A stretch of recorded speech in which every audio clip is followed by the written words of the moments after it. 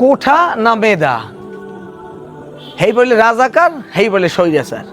যেভাবেই হোক জীবন দিয়া, পানি দিয়া, রক্ত দিয়া জীবনটা শেষ করে শেখ হাসিনার ক্ষমতা দিয়ে লড়াই নইল কে? হে স্বৈরাচার। জানলাম হে খারাপ। হ্যাঁ, সাথে যে মানুষগুলান ছিল গরিব মানুষের সম্পদ, এরা কাজে বিদেশে চলে গেল। চাই কি পরিবর্তন, সংস্কার। ডক্টর ইউনূস সাহেবের সবাই মিলে বসাইলো। তা ডক্টর ইউনূস সাহেব 84 বছর বয়স, ওনার চিন্তাধারা এই দেশের মানুষের লাগে যদি কিছু করতে পারি, এইটাই আমার জীবনে ভাগ্য। আমি যখন দুনিয়ার বুকে থাকবো না, মানুষের জন্য কিছু করিয়ে গেলে তারা আমাকে লাগে দোয়া করবে।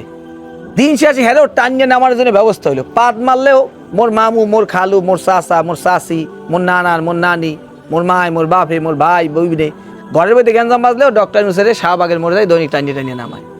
ডক্টর ইউনূস সাহেব যদি চলে যায়, এই দেশ চালানোর মতো ক্ষমতা আছেও বা কার ভাই? জাগো চিন্তা করেন, হেরাও তো বছরে কই বছর দেশটায় লুটিয়া পুটিয়া খাইয়া লইয়া এবার গেছে। হেরাও তো স্বৈরাচারের খালতো ভাই। তা কার কাছে তুলে দেশ চান? শোনেন, এই দেশের মানুষ হইলে ভালো না, এই দেশের জনগণ ভালো না। যার ডাকে আপনারা যান, খিচুড়ি বিরিয়ানি খান, সিঙ্গারা সামোসা, একবার চিন্তা করে দেখেন না, আকল দিয়ে দেখেন না যে হ্যাগো পিছনে নামলে গরিবের কতটুকু উপকার হইবে, কতটুকু ক্ষতি হইবে। মেয়া বিবিক্ষা টান, ভালো আন। আমি ভালো না। যাদেরকে ক্ষমতায় বসাইতে চায়, যাদেরকে ভোট দিয়ে বানাই, তারা এই দেশটা লুটে খাওয়ার জন্য ক্ষমতায় বইতে চায়। আর তারা যদি দেশের জন্য কিছু করতে চায়, হ্যাঁ আমাকে তার ভোট চাইবে কা, পাওদার বেকা। আমাকে আল্লাহ বিবেক দিয়েছে, বুদ্ধি দিয়েছে, চালাই খাইতে হইবে। আমরা তো দেখবো আর চরিত্র কেমন। তা চরিত্র সার্টিফিকেট দিয়েছে মহান আল্লাহ তার রাসূল পাক সাল্লাল্লাহু আলাইহি সাল্লামের। আর রাসূল পাক সাল্লাল্লাহু আলাইহি সাল্লাম আছে আমার উত্তরসূরি ওলামা একরাম। তাই আমরা হ্যাঁ ক্ষমতায় বইতেছি দিদিয়া, কারণ হেরা যদি ক্ষমতায় বয় কোরআনের মাধ্যমে দেশ চালাইবে, হেটা আমি মানতে রাজি না। আমার স্ত্রীর পর্দা করা লাগবে, হেটা মানতে রাজি না। পার্কে মাইয়েলই ঘুরতে পারবো না, হেটা রাজি না। মদের লাইসেন্স দেবে, হেটা বন্ধ করে দেবে, হ্যাঁতে আমরা রাজি না।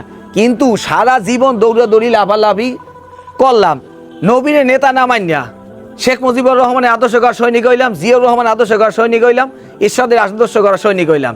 কিন্তু আলেমরা বিনে ঠায় মসজিদে ভাই এতবার যে কয় নামাজ পড়ো, রোজা রাখো, হজ করো, জাকাত দাও, নবীর কথা শোনো। নবীর কথা না শুনলে পরকালে তোমার মুক্তি মিলবে না।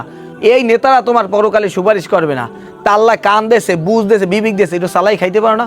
সব বোঝো, এটা বোঝো না যে মানুষ যখন জানা আমাদের দাঁড়ায়, মানুষ যখন বাতাসটা বাইরে যখন দাম চায় না, তখন কয় বড় রায়, তখন বিসমিল্লাহ ওয়ালা মিল্লাতে রাসূলিল্লাহ। এই যে দেখিয়া হুন্যা বুঝিয়া যার বিবেক নাই, মনে করবে আর বিবেক কুত্তার মুইতে দেশে। আর সারা জীবন যে নবীর পক্ষে গান গাইলা না, পরকালে ওই নবী তোমার সুপারিশ যে করবে, এটা কেমনে ভাবলা ভাইয়া? বিবেক আছে, চালাই খাও।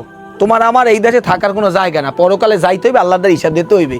যদি এই দেশে সারা জীবন থাকতে পারতাম, হেলে আমাকে বাপ মা ভাই বোন যারা আছে এরাও কেউ থাকবে না। দাদা দাদি কই, হেরাও তো থাকতে পারে নাই। একটু মাথাটা খিলাও, দলের পিছনে দৌড়েই নিজের ইমানটা খুয়াইও না, হিসাব সোজা।